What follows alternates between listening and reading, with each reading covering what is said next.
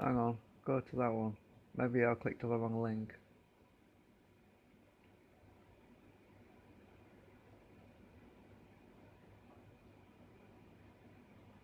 Well, I've just clicked on a link and I've got the same result I get with Discord on XP. Oh, it's coming up. No, your browser doesn't support straight. You blur. Right. I know that. Don't need to be told.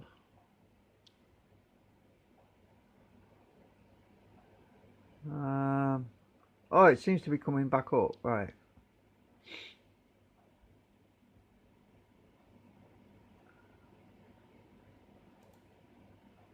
No, it says I'm offline.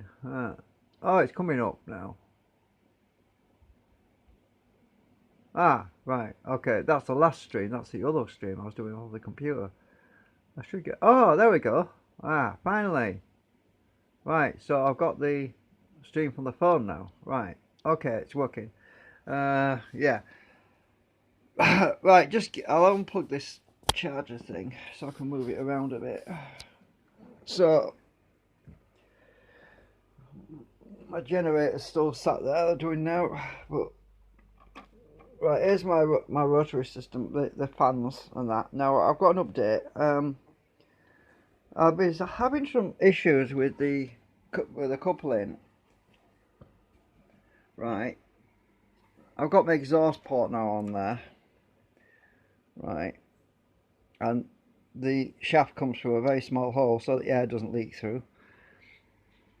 I had some issues because the shaft was wobbling and getting these things perfectly true is a problem. I'm spinning it with my finger and it runs really well. So what I decided to do was to make a canopy attachment on the side of here with a pulley system. So I'm going to 3D print a pulley and mount a motor on the side with a drive belt and drive it that way. Now I was digging through my old box of electronic components and guess what I found? New old stock. This is a new old stock cassette motor. It's brand new. You can see for the rubber seal it's never been used. It's got no indentations in the seal at all. I remember it. I remembered this. I bought this a long time ago.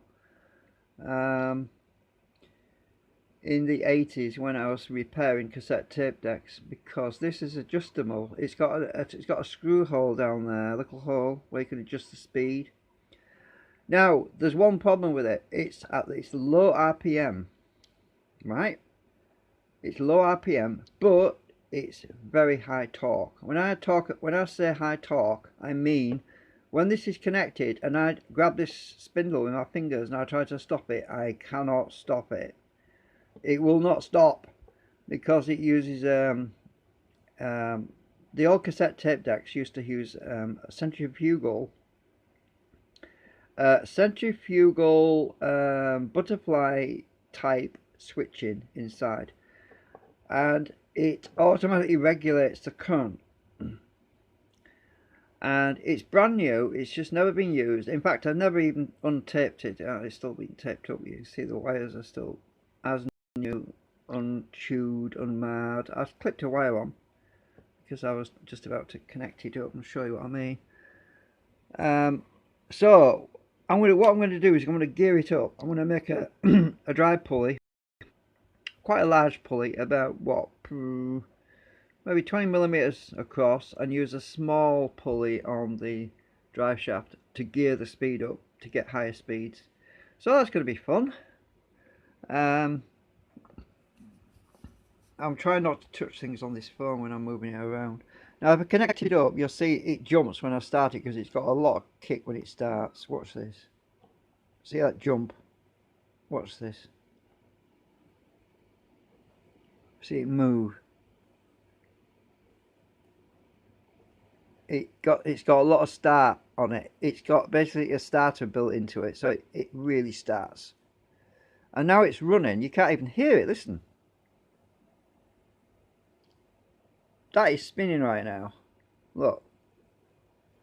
Oh, I'm picking the spindle up. Watch this. It tries to turn. I can't stop it. I can't stop it.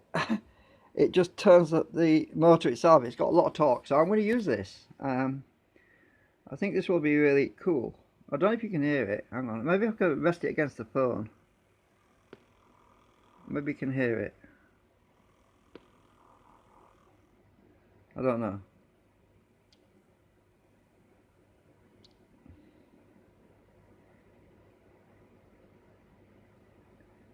It's a well-made motor.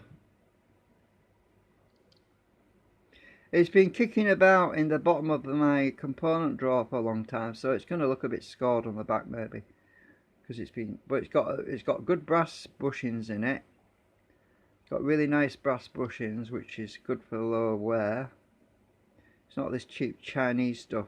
Look how much brass they've used for that bearing. Look how much brass there is on that. There's a lot of brass on there. We're not talking about a little simple sleeve brass bush bearing on it. That's a solid brass bushing. A lot of meat on there. And on that end. It's actually running right now.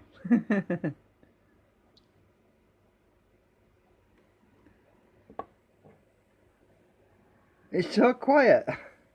So anyway, I'm gonna make a motor mounting for this, and I'm gonna use this for now. Be interesting. So that's the only update really I've got. Yeah, why not? It's brand new. It's a good motor. It doesn't. I don't think it uses much current. In fact, the current will be proportional to the load factors on it. But I need to gear it up now. I have to work out how big the wheel has to be. So let me see if I've got something I can stick on there. Oh yeah, I could stick this thing on it. But it's going to be wobbly because this thing's not balanced. Oh, it's too the drive shaft's too small for the. Yeah, the drive shaft must be 2mm and this is a 3mm hole. So that doesn't work. Well, yeah, I'll get my calipers and make a pulley for that. So, we'll see where we go. Yeah. It's nice when you find something you forgot you had. It's heat shrinked as well. So it won't have any crap in it. It's got a lot of torque, I tell you. It's good for driving cassette tapes, and I can still use it for that if I needed to. But yeah, we used to keep spare motors in, you know, when we used to fix tape recorders back in the 80s, 90s, and hi-fi equipment. We always used to have a few motors that were basically could be adapted, and you could just mount them, use a bracket to mount them into cassette tape decks, and there's adjustable screw there to adjust the actual centrifugal gearing to adjust the speed on it, and the constant speed. These motors, they're designed to be constant so that you don't get wow and flutter. If you know what wow and flutter is, obviously it's an analog thing, it's not a digital type of issue. But wow is when the speed is going up and down, and flutter is when you have a high speed ripple on the audio and it sounds like somebody's singing underwater. So wow is the slow changing speed. Flutter is a fast alternating of the speed. But they used to use flywheels, so it kind of did away with all that problem. Anyway, that's it. I just wanted to make that little update. But I got my rotor's really well balanced at the moment. Very, very, very little. There's no drag on them at all right now. It runs really well. But the bearings are oiled, but it's light machining oil. It's not grease, so it probably needs a little bit of stick of grease on there. But yeah.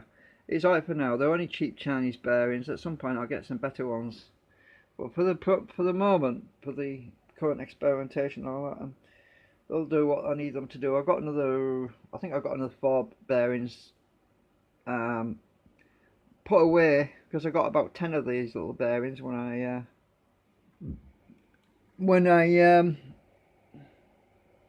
got them. You can just see them in there. There's one of the bearings in there. They're only cheap ones. You can see how horrible that grey 3D print material is. It's full of gassy bubbles. That's why I got rid of that, and I got some pink stuff, and the pink stuff is such a lot better. I acetoned all of them actually, but the pink stuff is a lot better than the grey stuff. Well, there's a pink thing. You can see there's no gassy bubbles in that one. Get it to focus right. There is no gassy bubbles. You can see the fibres in it. So you're getting to see HD, much more detail now. And I made a jig. This jig, plastic thing here, is what I put my rotors in. I put my rotors in there, and then the flange, the cover that goes on top, sits in that on that lip, and it lines them up. So I get them perfectly lined up. And oh, hang on a minute. Where is it? I don't know where I put it. Oh, it's here. Here's one I did yesterday. Oh, just a minute. This is the one I did yesterday. Another rotor I did yesterday. You can see it. It looks a bit funny because I've been scraping it. Yeah, the middle part's gone a bit funny because I was filing it and I went and took a chunk out by mistake down there, but it's alright, doesn't matter, it's in the middle. So that's the top cover, and this basically I'll assemble it inside this jig. Just put it into the jig like this, and this fits all the way around like this. And then I actually coat this top with acetone on the back before I put it in, and it lines it all up. It goes into that trough, and then I just, when it's lined up, I just push it on the back. I can't get it out. Pop it out, and it's gone on the floor now. Right, so that's my jig anyway. Just for lining, it helps me to line things up. It's hard to do with one hand. So yeah, that's another rotor I've done. I'm going to use some more for the secondary rotary system. So I need more of these anyway. But these aren't going to be for this drive system. I'm going to make some for the one that's going to couple up to the alternator when I get one. So my friend's going to get me one, but I haven't got one yet. I might as well leave it in the jig actually. It'll keep it nice and straight. Alright, that's it for now. Nothing much else to talk. Oh, this motor's still going. It's so quiet. I can't even hear it.